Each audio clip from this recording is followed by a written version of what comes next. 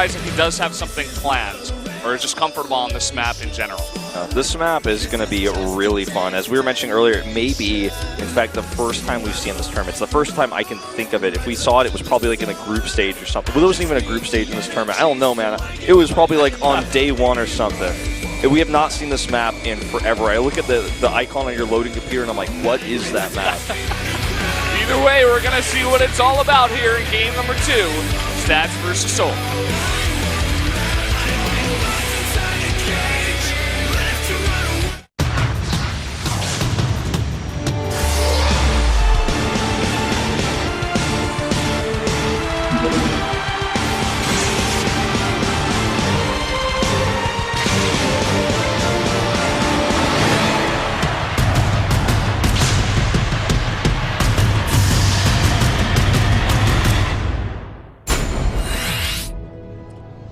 On to Central Protocol for game number 2 of Stats versus Solar. Down in the bottom left in the red, Protoss player winning that last game, it is Stats.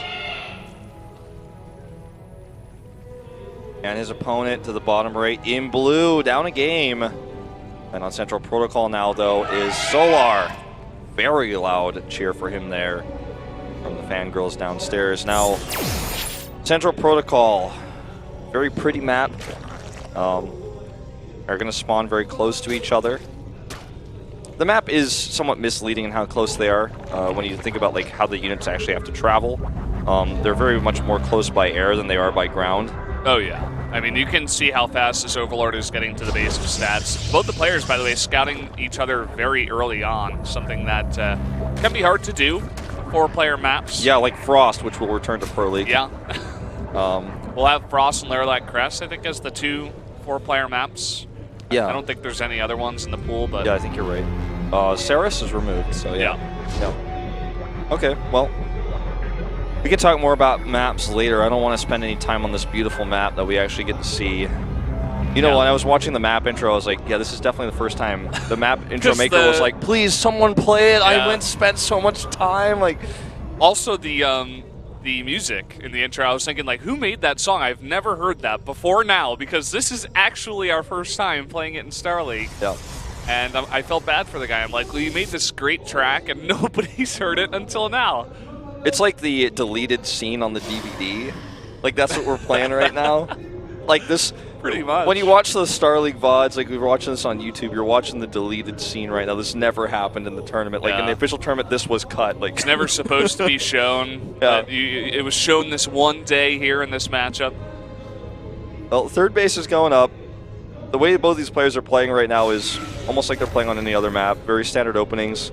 One gate, adept, but there's the burrow.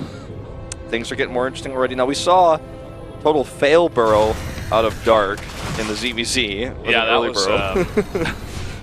was a bit embarrassing, to be honest, but I think, I'm not sure what he's going to use for this, to be honest. You think it's just going to be roaches? Like just a straight-up roach attack? He can burrow them, use that to, I suppose he can get lair and get burrow movement eventually? To be totally honest, because we do see a lot of adept pushes on this map, and we're going to see one a little bit aggressive here coming up. I think he just wants to burrow to block a Nexus or something with some lings and kind of be annoying later. I don't think he's going to use it for an attack. I could be wrong, but I think he's trying to abuse the fact that Stats with a build like this, which he can readily scout with 2 Overlords right now, the fact there's no robotics. Actually a really good point. Just to be annoying, you know, just to frustrate him. That's exactly what he's doing, Wolf. He keeps sending one ling over to the third base, because if you look at this map, there is only one third base, okay? Stats is not taking that gold that is super close to Solar. It's just not going to happen. So if you can just use that one upgrade to delay the Nexus by this much, which it looks like that's exactly what he's going to do. Yeah.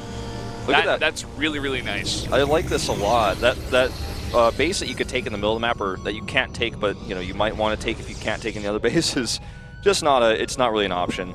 Roachborn is nearly done, and it's going to, of course, give him a lot more safety against these 3-gate adepts.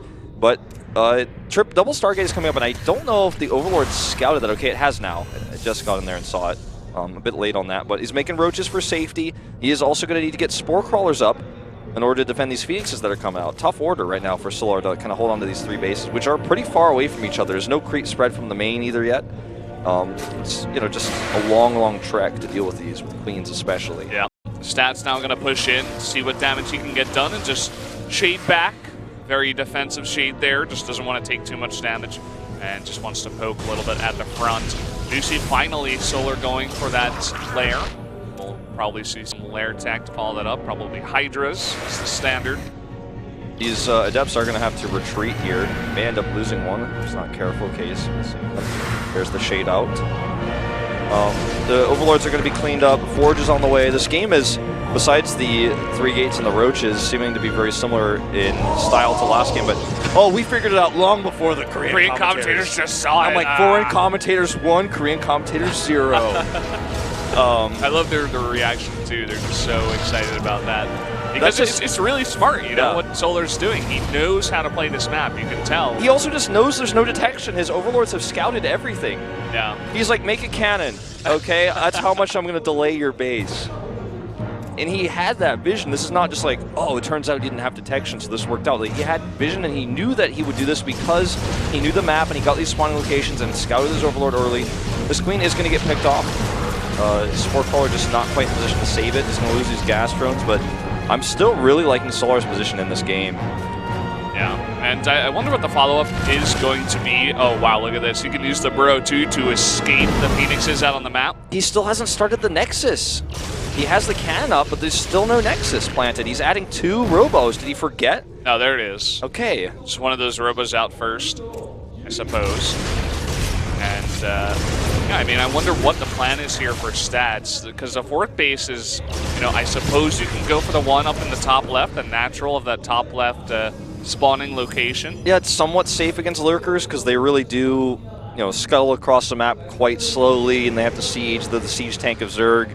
It does take them a while to get over there, but it's still on an easy base. It is very easily harassed. And Stats is doing a ton of worker harass. I mean, he's done a lot of damage. He's nearly evened up the worker count at 56 to 59. So despite his base being late, he really has crippled Solar's economy quite a lot. And this group of units that was used to defend the Adepts is now just kind of roaming around the map, not able to do much. I'm watching this now with the natural of Stats. There are about 10 probes that are blocked by a hold position Zealot. Oh my god. On the ramp. I wonder how long this has been here. Oh my god. He's not moving it. They're just sitting there.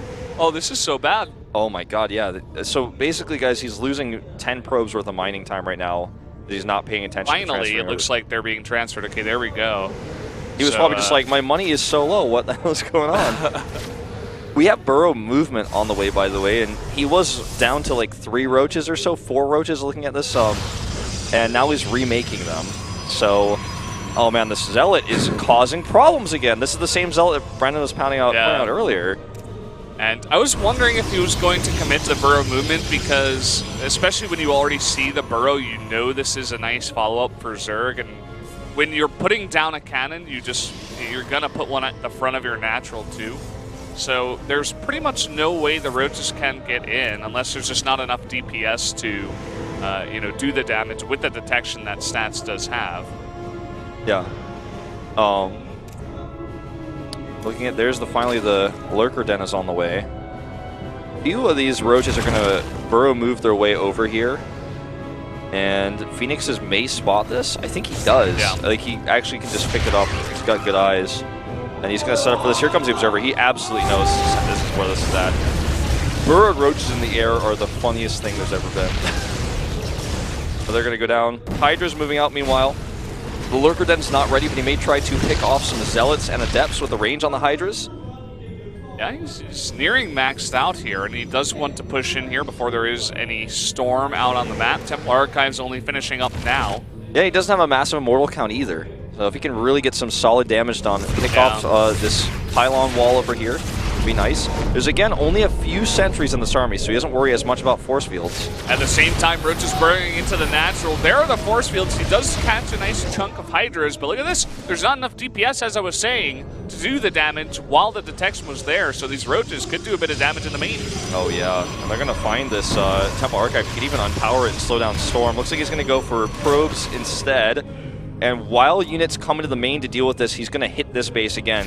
Stats is going to have to use his multitasking to split up these units to actually deal with the attack on both sides right now. Yeah, it looks like the Phoenixes are dealing with the Roaches in the main, and the rest of the army is dealing with what he's got in the middle of the map. He's losing Zealots, you know, and it's not the most expensive units to lose, but he's throwing them away, auto-charging into that fight multiple times. He needs to turn his charge off if he's going to be moving like this, and just, you know, boxing and 1Aing basically. Oh, the Mothership Core. Oh no! And now he's in a horrible position with those Immortals scuttling like crabs back and forth. Here come the Phoenixes to try to get him out of here.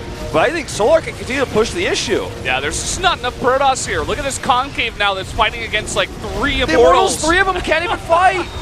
And here come more Roaches. He's lost the gateway wall at his Nexus. Finally, more Phoenixes coming to clean this up. He does have those Immortals pushing out. They do maintain most of their health, losing only shields, and he will defend this. The Phoenixes are the only thing that kept Stats alive there, and I didn't even think that was going to work because there were so many Hydras, but the Hydras were not focusing down the Phoenixes fast enough, so they did all get picked up. And Roaches continue to do damage here. A ton of lost mining for Stats as well on those 2 bases.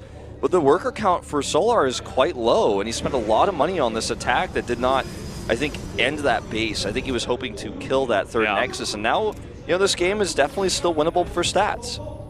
That definitely is. Stats now committing to defense against any kind of Roach burrow movements, shenanigans out on the map. The Lurkers are very late, as you were saying, and can only commit to about 6. It looks like it's going to be 7 in total. It has secured his own 4th base, and this map is gigantic, so I don't believe there is even a war. Oh, there's 1 Warp Prism on the map, and it looks like it's doing damage in the main now. It's going to drop a bunch of those units down there. Zergling blocking the 4th base. He knew where it was going to be. All right, this is a lot of Hydras here, but still he needs the support of the Lurkers. He doesn't want to get too far past that watchtower because he's going to get lifted, as you guys can see, out of range of the Lurkers. So a few Hydras getting sniped here. Great control by Stats. Again, not enough of an answer for these Burrowed Roaches. They regen so quickly, but on the other side of things, a huge Zealot charge warp-in over here against Solar. This is what I wanted to see. There's not enough damage. There's not enough defense here in the main. At the same time, these Roaches will do damage, but there's not too much here besides tech. And everything in the main for Solar is going down. He has to multitask against these Zealots and on the attack at the same time. Both players do, but I think Stats in a much better position here. Stats going to go for a big counterattack at the 4th base. Well, look at all these Lurkers. Every single Lurker comes into the main to deal with this. And there's no defense now at the 4th base, not even a Spore. He's going to take this base out easily. Once the Immortals come in, they can just right-click on it. The High Templar, though, he looks like he wants to protect them. Close call there. Only 3 Hydras, but he didn't know that, so he backs off. Still damage being done in Stats' main base during all this. I'm like, why don't players pick this map? This is really fun. He keeps using Burrow defensively against these Zealot Warp-ins, something that me, you, and Moonglade have actually been talking about since the beginning of time about how we think more players should use that versus Zealot Harass. But anyway, these Zealots will, with the help of 2 Immortals that just spawned, clean up the Roaches, and it looks like we're kind of back to ground zero here. I'm surprised Stats didn't commit to killing that base and then leave. I think he had almost just enough time to do that, but he wasn't confident, so he backs off. The High Templars are very slow, and he had to defend, even against those 3 Hydras in the middle of the map. You just cannot lose those very expensive High Templar. Doing a nice bit of damage now to the Lurkers. Solar's got about 12 now, so this is that number where you have to be very, very careful how you engage here. Solar made a 2nd Hydra Den. Not sure why, but he did. He has a Lurker Den still. We're going to see another fight here. The Storm's going down actually on a lot of this Zerg army. The Hydras are accidentally on the same control group, so he burrows all of the Hydras, and that actually may cost him this game. All the Lurkers die, and now there's only Hydras. The Hydras were not fighting for the majority of that fight, and the entire army of Solar goes down. What a blunder. That's going to win this one for Stats. There's nothing on the map now for Solar. People say Protoss like to 1A, but I guess if you 1U and burrow all your Hydras, it's not good. I don't even know how that happened because I think that they're not even bound together. I don't play Zerg ever, so I couldn't tell you, but I'm really surprised that this happened to a pro gamer. He's massively spamming out Lings here to try to survive, but I mean, there are how many Immortals? 12 Immortals, a dozen Immortals on the map. And the Archons in the front. GG, that's going to be it for game 2. And Stats. What is going on here? I was predicting a 4-2 for Solar. I guess those are the 2 wins for Stats, but he is on a roll. Solar got crushed in that game in every way once we got to these big late game fights. However, I felt like his harassment was better. He was really good at multitasking. I liked the Zergling burrow that we saw. I liked the blocking the third base, blocking the fourth base, the constant Roach burrow buys that we were seeing into the main base.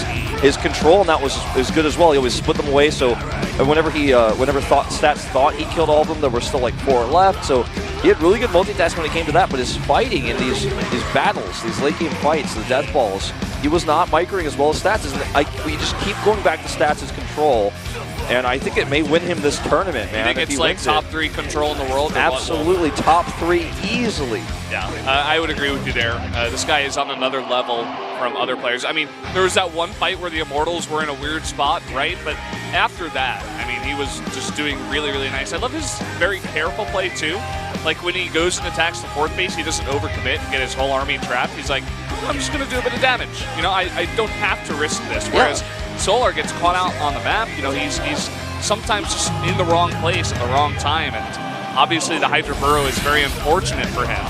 And that's not what you want to see in a best of 7. You know, I feel like this is going to be on the coach, on Stork, to go in there and kind of calm him down, because you're now down 0-2 to Stats, and you just burrowed all your Hydras and lost a gigantic fight because of one simple micro mistake. So you've got to be feeling not so good right now. Definitely not.